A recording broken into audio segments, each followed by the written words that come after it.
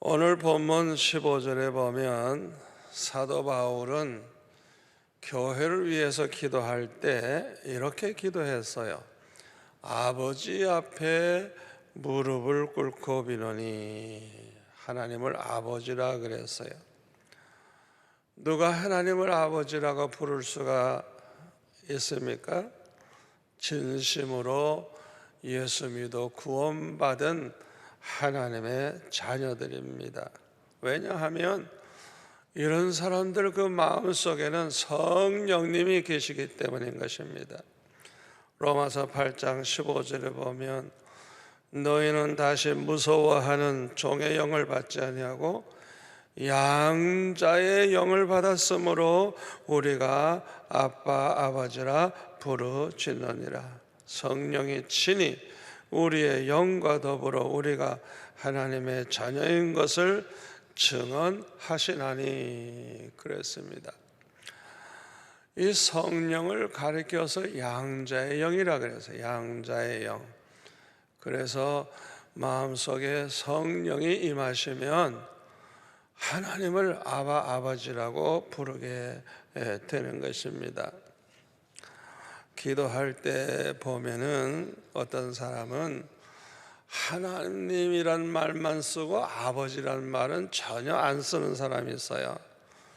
이런 사람은 좀 의심이 돼요. 이 사람이 정말 거듭난 사람인가? 아니 왜 하나님을 아버지라고 안 부르고 그냥 하나님 그러는지 좀 뭔가 그 마음속에 아직도 하나님의 자녀가 되지 못한 사람은 아닌가 그런 의심이 되기도 합니다. 우리가 성령으로 거듭나게 되면 하나님이 우리를 얼마나 사랑하시는지, 얼마나 사랑 많으신 좋으신 아버지인지 알게 됩니다. 그래서 하나님을 아버지라고 부르면서 하나님과 우리 사이에서 아주 진정한 그런 교통이 이루어지는 것입니다. 하나님 아버지를 알고 하나님 아버지의 사랑을 아는 사람들은 반드시 하나님 아버지를 가까이 하게 돼요. 그리고 모든 것을 의논하게 됩니다.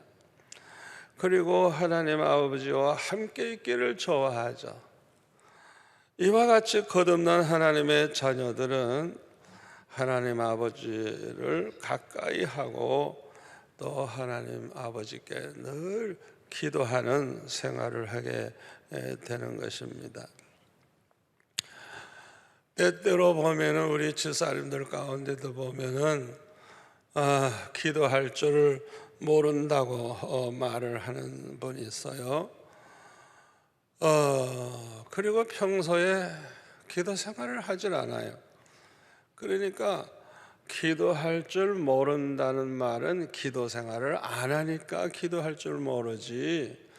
기도를 많이 해보세요.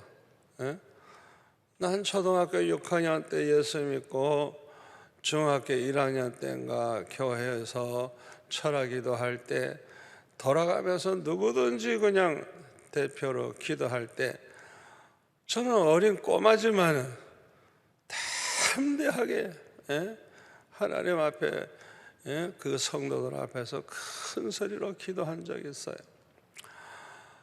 기도가 저절로 되죠. 왜? 늘 기도 많이 하다가 보니까 특별히 써서 읽을 필요가 없어요. 왜? 그냥 기도가 술술술술 나오니까. 그런데 평생 예수 믿었다고 하는 분이 기도할 줄 모른다고 그러고 기도 생활도 하지 않는 분은 혹시 이분이 거듭나지 못한 분이 아닌가 의심을 하게 되는 것입니다. 마태복음 7장 7절 이하에 보면 구하라 그리하면 너에게 주실 것이요 찾으라 그리하면 찾아낼 것이요 문을 두드리라 그리하면 너에게 열릴 것이니 구하는 이마다 받을 것이요 찾는 이는 찾아낼 것이요 두드리는 이에게는 열릴 것이니라. 너희 중에 누가 아들이 떡을 달라 하는데 돌을 주며 생선을 달라 하는데 뱀을 줄 사람이 있겠느냐? 너희가 악한 자라도 좋은 것으로 자식에게 줄 줄 알거든 하물며 하늘에 계신 너의 아버지께서 구하는 자에게 좋은 것으로 주시지 않겠느냐, 이렇게 말씀하고 있습니다. 무엇이든지 하나님 아버지께 구하라는 거예요. 그리하면 가장 좋은 것을 주신다는 약속의 말씀입니다. 여기서 중요한 것은 11절의 말씀이에요. 너희가 악한 자라도 좋은 것으로 자식에게 줄 줄 알거든 하물며 하늘에 계신 너희 아버지께서 구하는 자에게 좋은 것으로 주시지 않겠느냐. 하늘에 계신 너희 아버지라 그랬어요. 누구에게 약속하는 말씀이죠? 하나님의 자녀들에게 약속하신 말씀이에요. 하나님의 자녀들에게 약속한 거예요.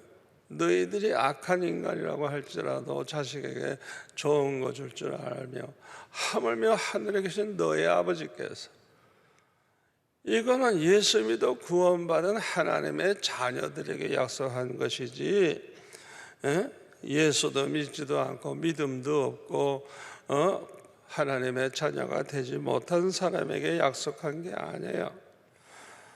구하라 주시겠다고 하는 이 말씀은 성령으로 거듭난 하나님의 자녀들에게 약속한 것이지 모든 사람에게 약속하신 것이 아닙니다. 오직 믿음으로 구원받은 하나님의 자녀들에게 약속하신 거예요. 성령으로 거듭난 하나님의 자녀들에게 약속하신 것입니다. 고린도전서 12장 3절에 보면 성령으로 말미암지 않고는 아무도 예수를 주시려 할 자가 없다 그랬어요. 그렇습니다.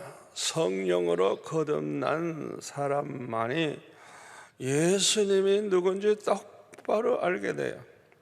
하나님이 누군지 똑바로 알게 되고 또 하나님의 말씀의 진리임을 믿게 됩니다. 창세기 1장 1절 태초에 하나님이 천지를 창조했다는 그 말씀이 그대로 믿어지고 예수님이 아브라함과 다윗의 자손 그리스도이심을 믿게 됩니다. 예수님의 그 성육신을 믿게 되죠. 말씀이 육신이 되어 우리 가운데 오신 분이 예수님이라는 걸 믿게 되죠. 또 예수님이 참 하나님이심을 믿게 됩니다. 성경을 가감하지 않고 100% 다 그대로 믿게 돼요. 요한복음 14장 6절 말씀대로 주님은 길이요 진리요 생명이니 나로 말미암지 않고는 아무도 아버지께 올 자가 없다고. 오직 주님만을 통해서만 구원받는다는 이 말씀을 그대로 믿죠. 이것이 거듭난 사람이에요. 이렇게 거듭난 사람들은요, 그 거듭난 증거가 있습니다. 거듭난 사람은 하나님을 사랑하고 주님을 사랑하게 됩니다. 그것이 자기가 거듭난 증거예요. 하나님의 자녀된 증거예요. 아버지를 알고 주님을 알고 주님의 그 사랑을 아는 사람은 주님을 사랑하게 되었어요. 그래서 하나님 말씀대로 살려고 하고 하나님의 뜻대로 살려고 하고 거룩하게 살려고 하고 하나님의 영광을 위해 살려고 하고 또 하나님을 위해서 받는 고난을 영광으로 생각하게 되죠. 이런 사람은 간구하는 것은 물론이고 생각하는 것까지 이루어지는 축복을 받게 됩니다. 그런데 마태복음 7장 12절에 보면은 그러므로 무엇이든지 남에게 대접을 받고자 하는 대로 너희도 남을 대접하라. 이것이 율법이요 선지자니라 그랬어요. 참으로 중요한 말씀이에요. 구하는 대로 다 주시겠다고 말씀하시고 나서 아니 왜 12절에 이 말씀을 하죠? 예? 이 말씀을 하시는 이유가 있어요. 우리가 하나님 아버지를 가장 기쁘시게 해드리는 최고의 대접이 뭐냐? 하나님께 순종해드리는 것입니다. 하나님 말씀대로 하나님 뜻대로 순종할 때 이것이 가장 하나님 아버지를 기쁘게 하는 최고의 대접이 되는 거예요. 사무엘상 15장 22절에 보면은 사무엘이 이르되 여호와께서 번제와 다른 제사를 그의 목소리를 청정하는 것을 좋아하신 것 같이 좋아하시겠나이까. 순종이 제사보다 낫고 듣는 것이 순양의 기름보다 나으니 그랬어요. 우리가 하나님 앞에 제사 지내는 건 너무너무 중요합니다. 그런데 하나님 앞에 순종하는 걸 더 기뻐하신다는 거예요. 그러니까 우리가 어마어마한 제물을 드리면서 제사 드리는 것도 좋겠지만은 그보다도 주님을 정말 기쁘시게 해드리는 최고의 대접은 순종하는 거예요. 순종하는 거예요. 이렇게 순종 우리가 할 때 하나님이 너무너무 기뻐하셔서 신명기 28장 말씀대로 들어와도 나가도 복을 받게 하시고 손으로 하는 모든 일에 복을 받게 하시고 신명기 6장 24절 말씀대로 항상 복을 누리면서 살게 하시고 신명기 10장 13절 말씀대로 우리를 행복하게 살게 해주시는 이런 축복을 받게 되는 것입니다. 잠언 8장 17절에 보면은 나를 사랑하는 자들이 나의 사랑을 입으며 나를 간절히 찾는 자가 나를 만날 것이니라. 참 이거 너무 중요한 말씀이에요. 우리가 하나님 사랑하지도 않으면서 그저 자기 위주로 그저 이기적인 그런 삶을 살면서 밤낮 복 달라고 병들지 않게 해달라 이런 어떻게 보면 얌체죠, 얌체. 우리가 하나님의 사랑받으려고 그러면 우리도 하나님을 사랑하는 마음이 있어야 돼요. 하나님을 사랑하는 사람들이 하나님의 사랑받는다 그랬어요. 얼마나 중요한 말씀인지 몰라요. 예수님께 대한 최고의 대접도 역시 순종하는 것입니다. 예수님의 계명에 순종하는 거예요. 예수님의 계명이 뭐죠? 요한복음 15장 12절에 보면은 내가 너희를 사랑한 것과 같이 너희도 서로 사랑하라. 이것이 예수님의 계명이에요. 서로 사랑하라는 거예요. 그런데 예수님이 우리를 사랑하신 것처럼 사랑하라는 거예요. 요한복음 14장 21절에 보면은 나의 계명을 지키는 자라야 나를 사랑하는 자니 나를 사랑하는 자는 내 아버지께 사랑을 받을 것이요 나도 그를 사랑하여 그에게 나를 나타내리라. 주님의 그 계명대로 순종해 드릴 때 최고의 대접을 해드리는 거예요. 그러니까 주님이 얼마나 기뻐하시는지, 우리를 사랑만 하시는 게 아니라 우리에게 나타내 주신다는. 어떻게 나타내줘요? 말씀으로 찾아오시는 것이죠. 내가 너를 사랑한다. 내가 너를 기뻐한다. 내가 너를 통해 영광을 받을 것이다. 내가 너를 귀하게 쓸 것이다. 주님이 찾아와 말씀하실 때 얼마나 행복합니까? 그런데 사도 바울은 무릎을 꿇고 빌었다 그랬어요. 무릎을 꿇고. 사도행전 7장 60절에 보면 스데반도 무릎을 꿇고 크게 불러 이르되 주여 이 죄를 그들에게 돌리지 마옵소서 이 말을 하고 자니라. 스데반도 무릎을 꿇고 기도했다 그랬어요. 사도행전 9장 40절에 보면 베드로가 사람을 다 내보내고 무릎을 꿇고 기도하고 돌이켜 시체를 향하여 이르되 다윗아야 일어나라 하니 그가 눈을 떠 베드로를 보고 일어나는지라. 베드로도 무릎을 꿇고 기도했다 그랬어요. 사도행전 20장 36절에 보면 이 말을 한 후 무릎을 꿇고 그 모든 사람들과 함께 기도하니 무릎을 꿇고 기도했다.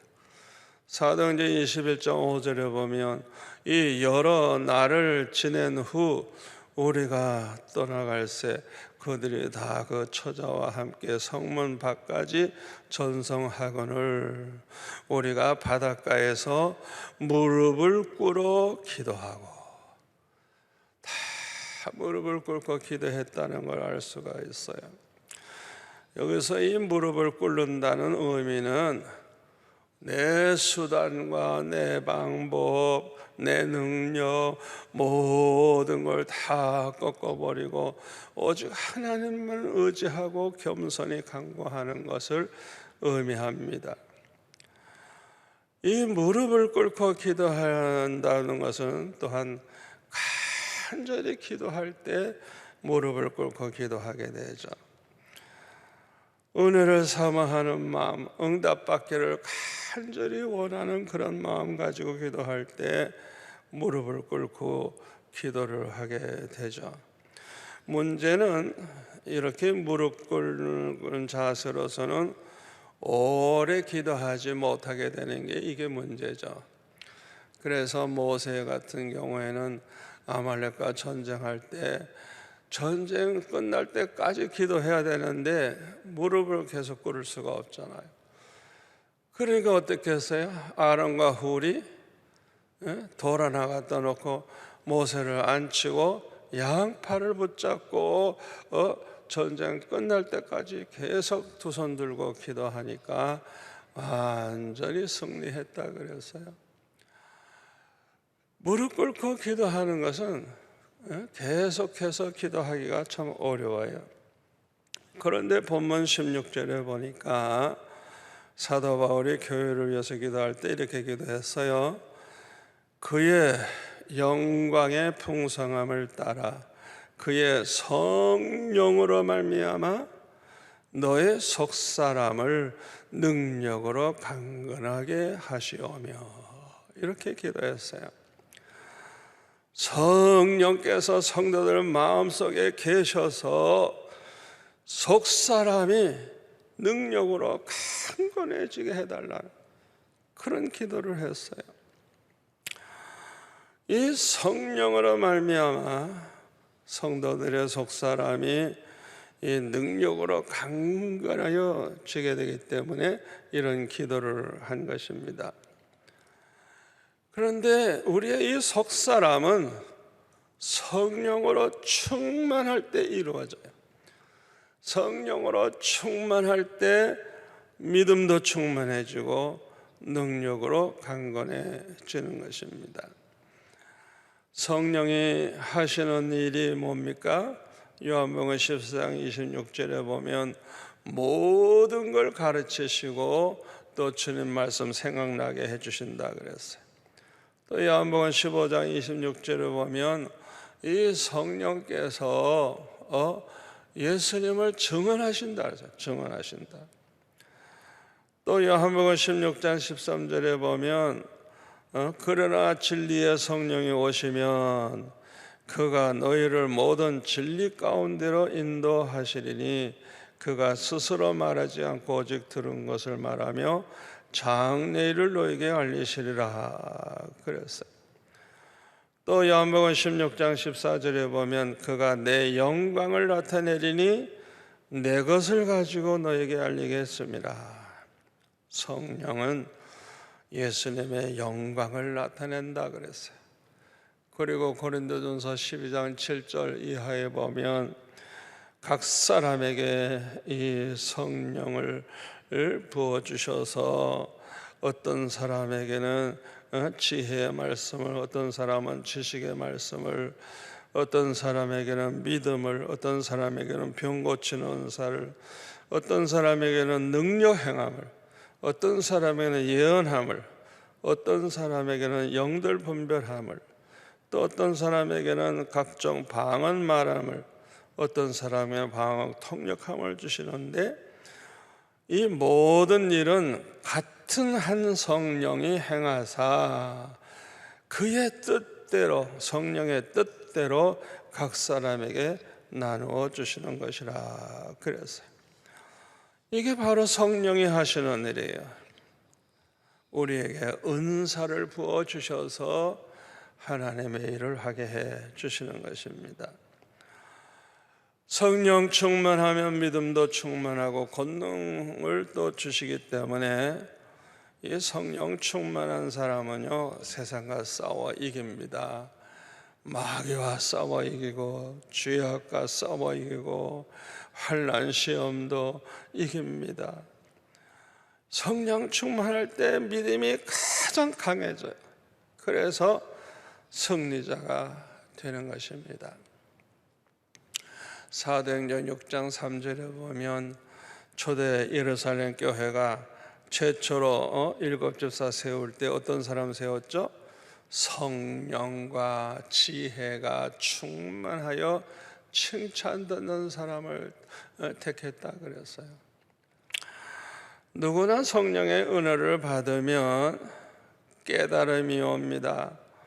내 죄와 허물이 깨달아져서 겸손히 하나님 앞에 회개하게 되고, 하나님의 사랑이 깨달아져서 감사하게 되고 기뻐하게 되고 행복해지고, 또 내 사명을 깨달아서 내가 남은 여생 어떻게 살아야 할지, 하나님이 가장 기뻐하시는 일이 뭔지 그걸 알게 돼서 충성하는 일꾼이 됩니다.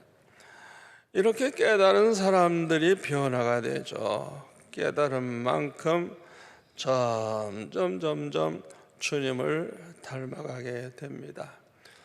이렇게 변화된 사람에게 성령은 권능을 주셔서 주님의 증인이 되게 해주시죠. 우리가 오순절날 성령 받은 이후에 그 변화된 모습을 보면 완전히 딴 사람으로 변합니다. 옛날에는 두려워 벌벌 떨면서 숨어 있었지만은 성령 충만함을 받은 다음에는 두려움이 없어요. 그냥 담대하게 그냥 복음을 전하고, 또 채찍질 당하면 영광으로 생각하고 오히려 더 기뻐하고 더 감사하고 더 열심히 예수님이 그리스도라고 가르치고 전했다 그랬어요. 이 성령 충만한 은혜를 받을 때 이렇게 큰 권능을 갖게 되고 승리자가 되는 것입니다. 특별히 성령 충만해야 큰 일꾼이 돼요. 큰 일꾼. 하나님의 일은 믿음으로 하는 것입니다. 우리가 하나님의 일을 크게 하려고 하면 먼저 믿음 부장을 해야 돼요. 그런데 이 믿음은 성령 충만할 때 가장 커지고 강해지는 것입니다. 마가복음 9장 23절에 보면 예수께서 이르시되 할 수 있거든이 무슨 말이냐? 믿는 자에게는 능히 하지 못할 일이 없느니라. 믿는 자에게 능히 하지 못할 일이 없다고, 불가능이 없다 그랬어요. 그러므로 우리가 하나님의 일을 크게 하려고 하면 먼저 기도 운동을 일으켜야 돼요. 기도 운동.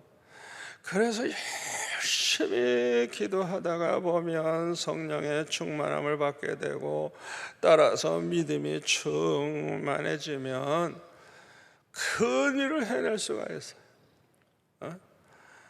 그러니까 은혜 받은 사람들, 이 믿음이 충만한 사람들은 어려운 일도 쉽게 하고 또 큰 일을 잘 해냅니다.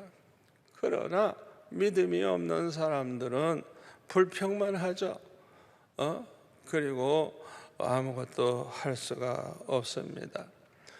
그래서 우리가 하나님의 일을 할 때 뭘 하든지 기도 운동을 일으켜야 돼요. 기도부터 해야 돼요. 그래야 은혜 받고 은혜 받으면 은혜 받은 만큼 믿음이 자라나서 그 큰 믿음을 가지고 어떤 일도 해내게 되는 것입니다.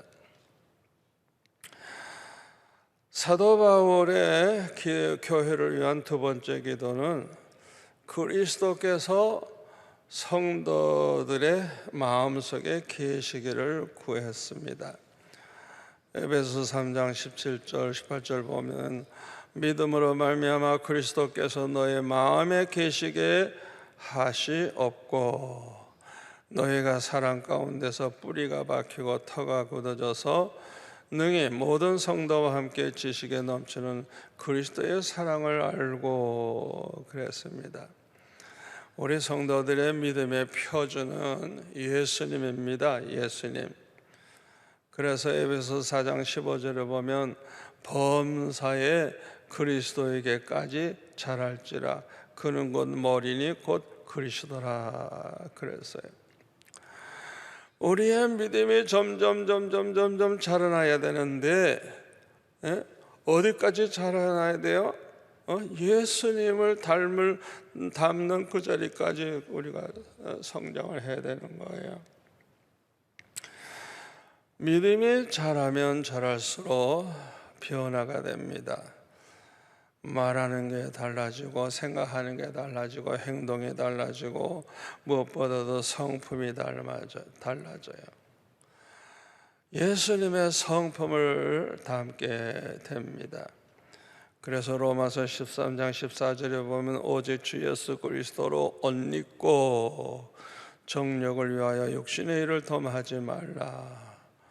예수님을 닮으면 예수님으로 옷을 입은 것과 같아요. 꼭 예수님처럼 보이는 것이죠.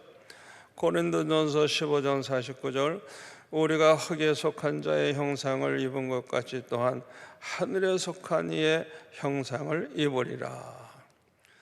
우리가 아담의 자손으로서 태어났지만은 예수님의 형상을 우리가 담게 된다는 것이죠. 갈라디아서 4장 19절에 보면 나의 자녀들아 너의 속에 그리스도의 형상을 이루기까지 다시 너희를 위하여 해산하는 수고를 하노니. 이 사도 바울의 목회의 목표가 그거예요. 성도들을 모두가 다 예수님의 형상이 이루어질 때까지 해산의 수고를 하는 그런 목회를 한 거예요. 그래서 성도들이 모두가 다 은혜를 받고 믿음이 쑥쑥 자라나서 예수님을 닮아가는 그런 사람이 되도록 목회를 한 것입니다. 우리가 은혜를 받아서 믿음이 자라게 되면 생각하는 것이 예수님 같고 말하는 것이 예수님 같고 행동하는 것이 예수님과 같아져요.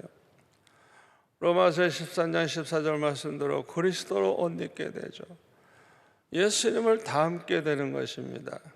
예수님이 우리 안에 계셔서 우리 속에 그리스도의 형상이 이루어지면 예수님이 미워하시는 걸 우리도 미워하게 되고 예수님이 싫어하는 것은 우리도 싫어하게 되고 예수님이 사랑하는 것을 우리도 사랑하게 되고 예수님이 좋아하시는 걸 우리도 좋아하게 되고 예수님의 생각이 우리의 생각이 되고 예수님의 뜻이 우리의 뜻이 되고 예수님이 원하시는 것을 우리도 원하게 됩니다.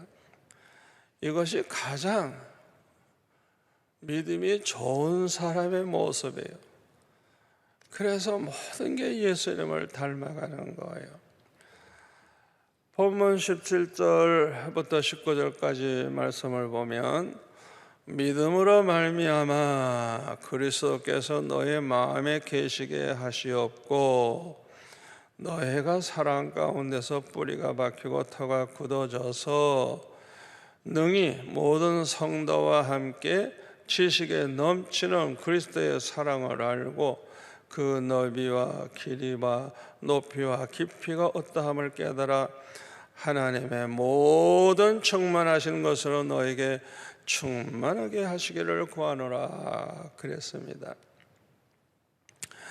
사도 바울은 교회를 위해서 기도할 때 성도들이 주님을 마음속에 모심으로 사랑 가운데서 뿌리가 박히고 터가 굳어져서 18절 말씀대로 그리스도의 사랑을 알고 19절 말씀대로 그 너비와 길이와 높이와 깊이가 어떠함을 깨달아서 하나님의 모든 충만한 것으로 충만해지기를 그렇게 간구했습니다. 요한일서 4장 8절에 보면 하나님은 사랑이시라 그랬죠. 그래서 하나님을 모시고 사는 사람은 자연히 사랑으로 충만하게 됩니다. 요한일서 4장 9절에 보면 하나님의 사랑이 우리에게 이렇게 나타난 바 되었으니 하나님이 자기의 독생자를 세상에 보내심은 그로 말미암아 우리를 살리려 하심이라. 사랑은 여기 있으니 우리가 하나님을 사랑한 것이 아니요 하나님이 우리를 사랑하사 우리 죄를 속하기 위하여 화목제물로 그 아들을 보내셨습니다. 사랑하는 자들아 하나님이 이같이 우리를 사랑하셨은즉 우리도 서로 사랑하는 것이 마땅하도다 그랬습니다. 그러므로 하나님을 사랑하는 사람은 또한 그 형제를 사랑하게 되는 것입니다. 하나님의 사랑을 우리가 아가페라고 하죠. 아가페. 이 하나님의 사랑은 그 넓이가 얼마나 넓으냐? 무제한적입니다. 내 부모, 형제, 가족, 민족 등등으로 제한되지 않습니다. 가족, 국가, 유무식, 빈부귀천, 남녀노소 등을 가리지 않고 모두를 사랑하시는 것입니다. 또 하나님의 사랑의 길이 영구적이죠.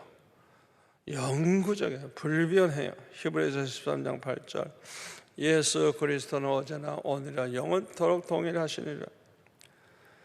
하나님의 사랑의 높이는 아주 숭고합니다. 인간의 사랑은 야비하고 신성치 못하지만은 하나님의 사랑은 순전하고 신성하고 숭고하죠. 또 하나님의 사랑의 깊이 원수까지도 사랑하신 사랑이죠. 배신했던 베드로를 주님은 버리지 아니하시고 끝까지 사랑하셨어요. 우리는 하나님의 이러한 사랑을 깨달아서 우리도 이런 사랑으로 충만해야 될 줄로 믿습니다. 사도 바울은 이 하나님의 사랑에 사로잡혀서 세상을 배설물과 같이 여기고 살아도 주를 위해 살고 죽어도 주를 위해 죽고자 했어요.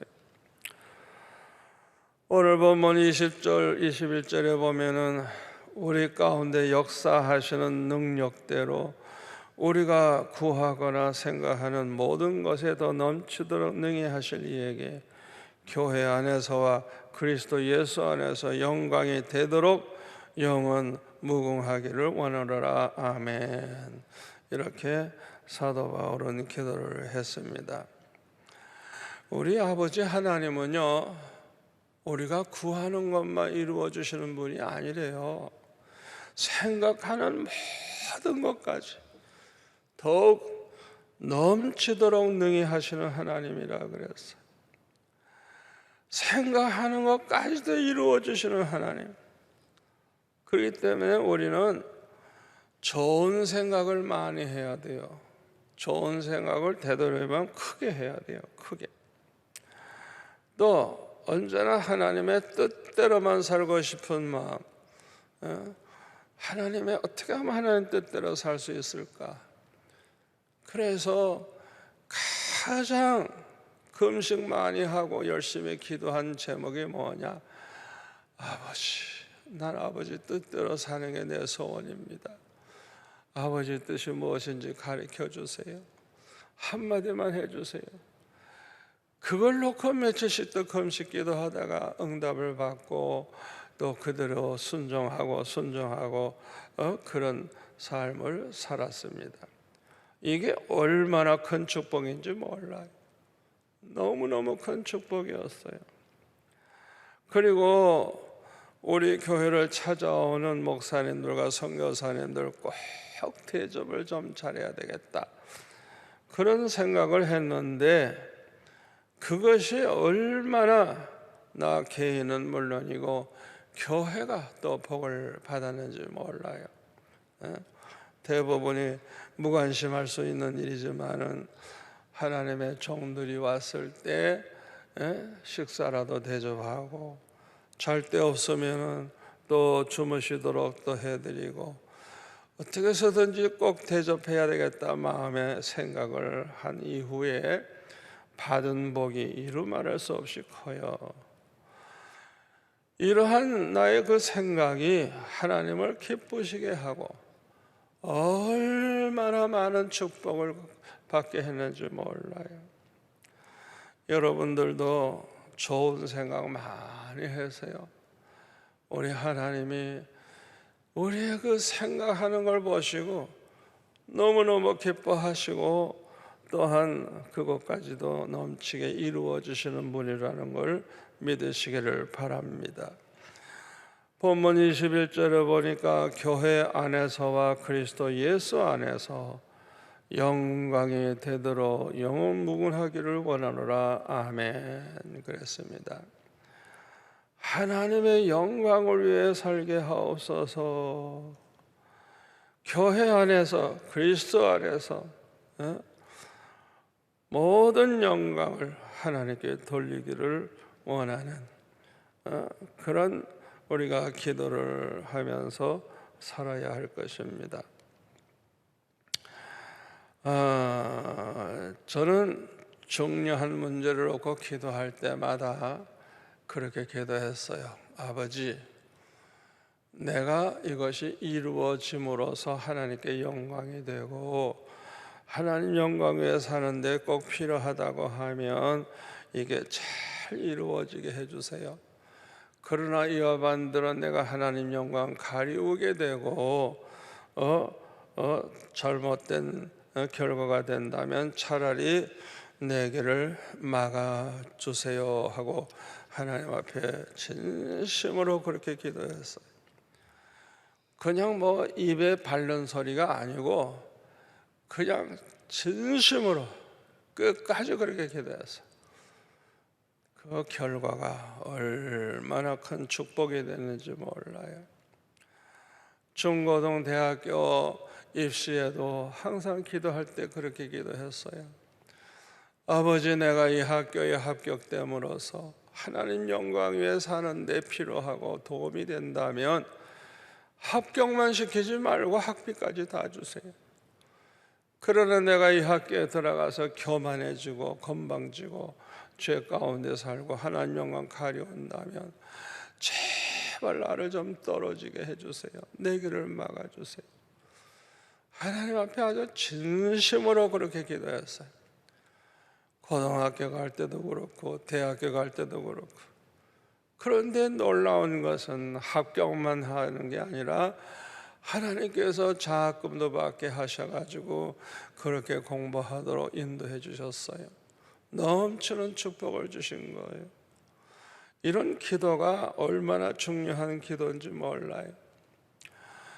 제가 교회 개척한 지 이제 7년째 되는 해에 장로님들이 저보고 안식년을 지키라 그래가지고 이제 미국에 갈 준비를 했는데 저는 계속 기도만 했어요. 누구한테 부탁도 안 하고. 아버지, 내가 안식년에 미국에 가서 공부하는 것이 하나님 영광에 사는데 필요하고 도움이 된다면 여건도 잘 나오고 비자도 잘 나오게 해주시고 모든 것이 형통케 해주시옵소서. 그러나 내가 미국 가서 공부함으로써 교만해지고 오히려 하나님 영광 가려운다면 제발 여건도 안 나오고 비자도 안 나오게 해달라고 정말 간절하게 그렇게 기도했어요. 그런데 놀라운 일이 벌어졌어요. 미대사관에 가서 이제 줄을 섰는데 알고 보니까 목사님들이야 다. 그래서 서로 인사를 하고 반가워했는데 이분들이 그냥 안에 들어갔다 나올 때 보니까 얼굴이 시뻘게 가지고 나오더라고요. 다 캔슬이 돼가지고 허락을 못 받은 거예요. 그래서 정말 어렵구나. 내 순서가 돼서 내가 들어갔더니 내 그냥 얼굴 보고 도장 찍어주더라고요. 얼굴 보고 그냥 얼굴 보고 가족들까지도 다 그렇게 비자를 줘서 가족들 데리고 1년 동안 공부를 했습니다. 항상 우리가 기도할 때 내 욕심을 따라 기도하지 말고 어떻게 하면 하나님께 영광을 돌릴까 그 생각을 가지고 기도하면 반드시 응답을 받고 넘치는 축복을 받게 돼요. 오늘날 이렇게 전염병으로 말미암아 모든 사람이 벌벌 떨고 있는데 꼭 우리가 명심해야 될 게 있어요. 그게 뭐냐 하면은 우리의 생사화복은 하나님 손에 있어요. 절대주권이 주님의 손에 있어요. 세상 사람들처럼 믿음 없는 사람처럼 걱정하면 안 돼요. 특히 하나님께서 애굽에 10가지 재앙을 내리실 때 보면 고센 땅에 있는 하나님의 백성은 하나도 해를 받지 않았어요. 여러분, 오늘날 하늘과 땅의 권세를 누가 가지고 있어요? 주님이 가지고 계세요. 심판을 누가 해요? 주님이 하세요. 아버지께서 심판하는 권세를 아들에게 주셨다 그랬어요. 요한계시록에 나오는 그 무시무시한 사건들도요, 우리가 두려워할 필요가 없어요.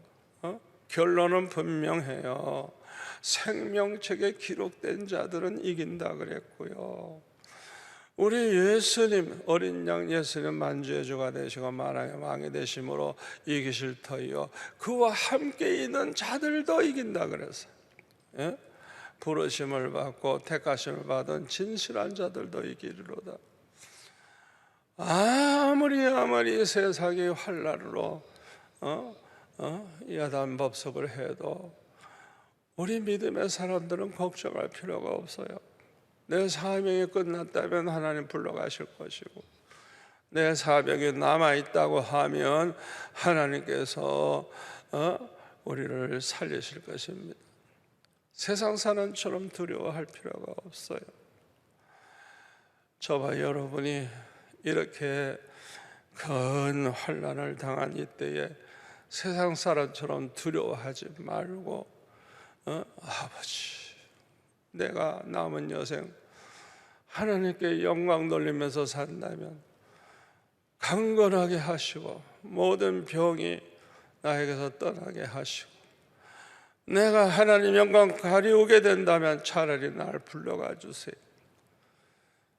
이런 기도를 할 수 있어야 돼요. 그래서 언제나 하나님 앞에 상달되는 기도를 하시는 저와 여러분이 되시기를 바랍니다.